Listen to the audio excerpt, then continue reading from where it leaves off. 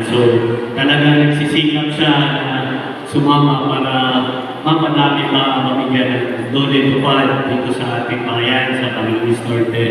Talagang ito po yung nakikita natin ngayon ay talagang pinaghirapan ng ating kongresswoman na pondo mapunta po sa inyong lahat dito.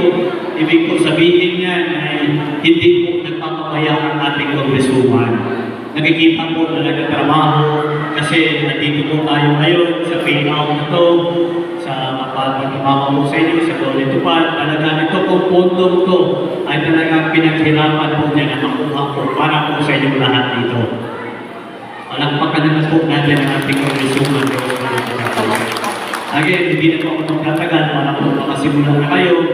Tulad po sabi ni Ate Rosemary Gomez Manotes, padalos-dalos lang po na servisyo. Maraming salamat at magandang umaga po sa inyong lahat. Maraming salamat sa ating Chief of Staff, Walter Codemos. Habang si Congresswoman Rosemary Manotes ay nagtatrabaho sa Manila para magdala ng mga proyekto at pondo dito sa ating lalawigan. Ating Chief of Staff po si Sir Walter Codemos Manotes po is